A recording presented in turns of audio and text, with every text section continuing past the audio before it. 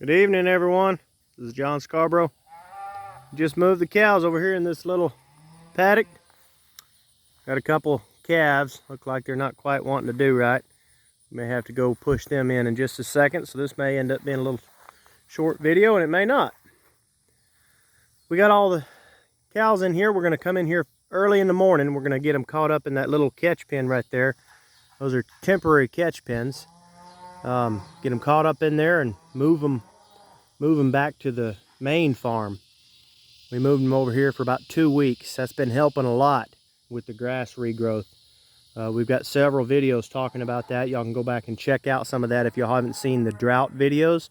We've got an awful lot of good stuff out on that. Cows are looking like they're wanting to move, so I'm happy about that. I'm gonna walk down here and see if I can see if I can get them two calves. They may not act right. Sometimes you gotta push your calves in. Sometimes it's better to let them come in overnight. It's always a little bit hard to know for sure what the best thing to do is. I want y'all to notice the difference in this, guys. I know this is a cow video today, guys, but over that's where the sheep has been. I want you to look at the difference in the weeds. We brush hogged this not too long ago, and this is good. But look at the difference in that pasture versus this pasture. Now y'all know that we don't like to put sprays on our pastures. We like to leave the chemicals alone whenever possible. So y'all know we don't ever get into all of that. Those calves are running all the way down there, guys. There's no way at this point, if I go after them, I'm just going to run them through a fence or something.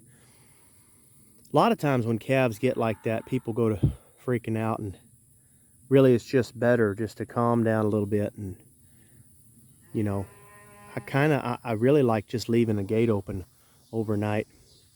So one thing I like about hot wire, like when you're moving with hot wire, it's not that big of a deal. And I know y'all are seeing this big strip, this big dead strip here. Y'all just heard me talking about not using sprays. We actually didn't do that. That was actually the landowner. Of course, it's their place, you know, that's up to them. It's not our, and that's kind of part of it, you know, when you run land, you know, when you run in somebody else's land, you're going to have places like that. I kind of don't like it, just because I know this winter it could cause a lot of washouts down this hill, but I also know that this fence was really, really overgrown, and this is some 2x4 net wire and 6 foot tall, and it's one of the downsides to net wire. Now it's really nice if you can keep goats and sheep, but the person that those calves are trying to come back up, I'm gonna get out of their way. I bet you they'll come right back in if I'll just get out of their way. I'm gonna step over here behind this tree, see if I can just get out of their way, and maybe they'll go right through. A lot of times, guys, with that 2x4 fences like that, or those, well, net wire fence period, it can be a little bit of a challenge to keep it clean if you don't have goats or sheep. So I would suggest, if you have net wire on your place, to get you some goats or sheep, because if you don't, you're almost going to have to spray it. Trying to weed eat it is a pain, and if you hit it with a blade or chainsaw, you'll tear it up. You know, trying to be quiet, guys. Those calves are right down in there. You can barely see them over the hill. Mama's calling them though. They're gonna go up. They're gonna go up. I'm gonna just stand back out of the way. This is usually the best thing you can do, is just get out of the way. Those calves, I don't know what it is. Those two, they were born, they've just got a wild hair in them, and they're always a little bit hard to get through a gate. I'm trying to make sure they don't see me, because most of my calves are not like that. Like maybe the first day or so, but once they get used to it, they're not bad at all. But these calves, just those two, they were born on the same day. They look identical, but they were born from 2 different mothers. It's so weird. They literally look like twins. And they're taller than my other calves. They look like tall cattle.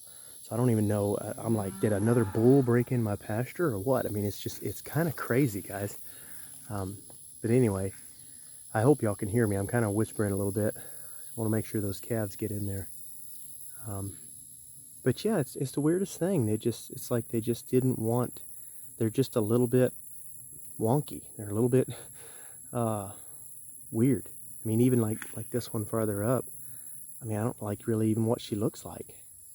She just doesn't look good. This one doesn't look bad to me, but she's born tall. She's a little leggy for what I like. I don't like long-legged cattle. But anyway, back to the net wire, guys. That net wire, it's really good stuff, but you just need to be sure and have keep you some sheep or goats on it, because if you don't, it's going to start to grow up, and that's what happened with this fence right here. This fence down in here, it grew up. I mean, we actually came down in there and cleaned that up a lot, and we had gotten it all clean. Once it was clean, I guess the landowner was so happy about it, they just didn't want to. They didn't want to see it get grown back up. I mean, and I don't blame them. I mean, it looks good. My thought is, now that it is sprayed, is I'll go in there and maybe toss some seed out, sprinkle some kind of seed out on it, and I'll probably unroll a bale as soon as the winter starts. You know, as soon as it's time to feed hay, I'll probably just unroll one bale right there along that fence, real close. You gotta be careful about unrolling hay right up against the fence, because you can actually get your cattle to push on your fence. So if you're going to do that in a case like this where you're trying to heal land, what you do is you run your temporary hot wire right up kind of as an offset fence, about 10 to 12 inches off.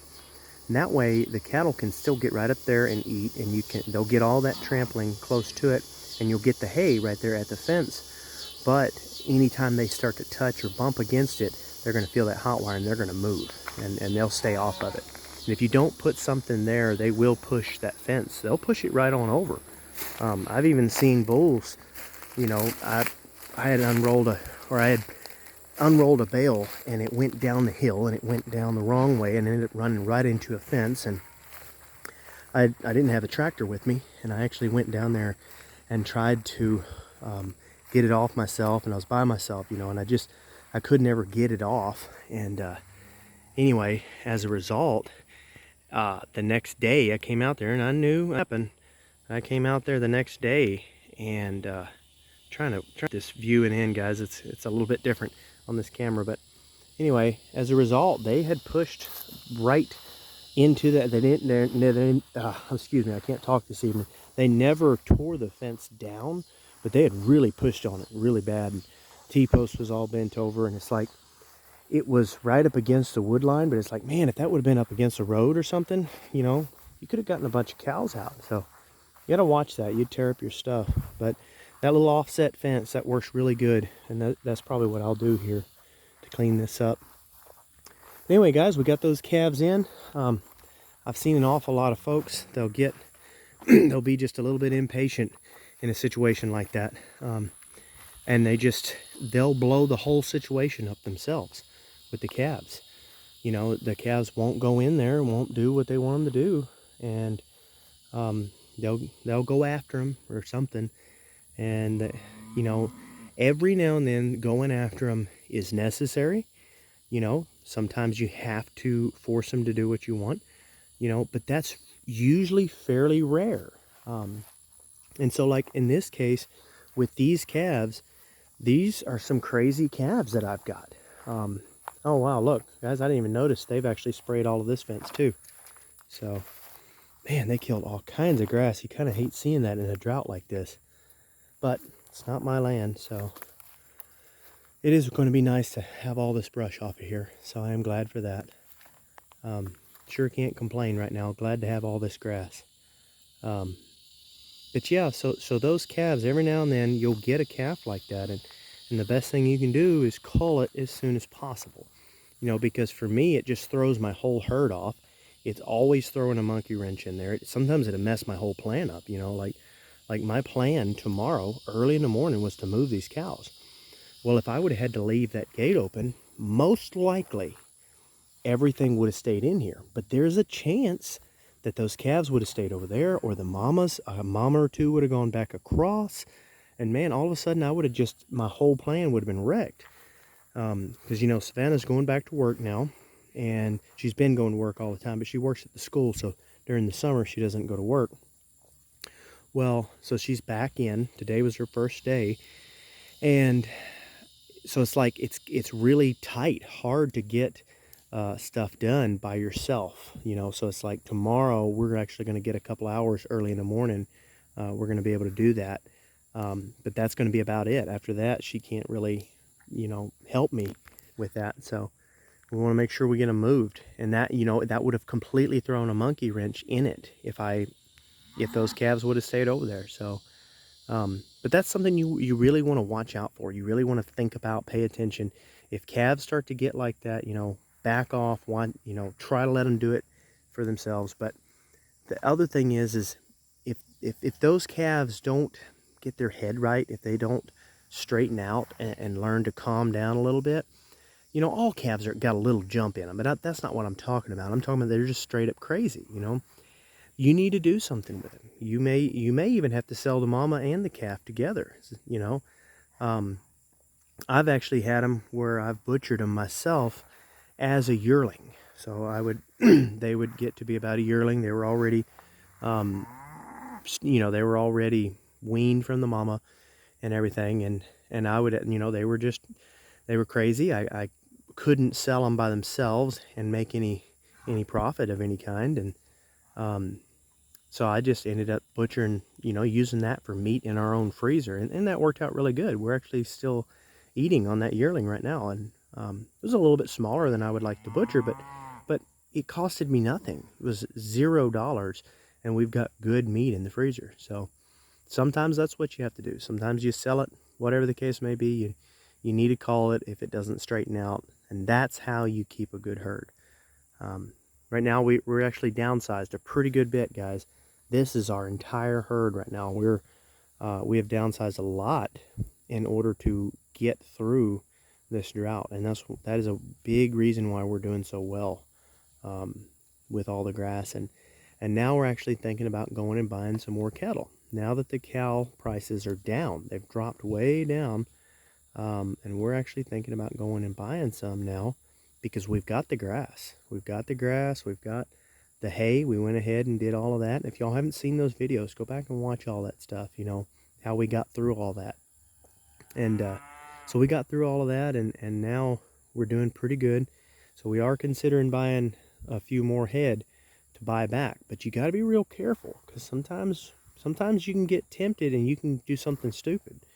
It'd be easy for me to go and buy a whole bunch of them, you know, a whole bunch of cattle, and think that I'm going to do all right, and then all of a sudden come this, you know, all of a sudden grass just stops growing completely, and you know, you don't know what's going to happen. Then all of a sudden, you know, you never know, your hay might burn up, something might happen, you might get struck by lightning or something, you know.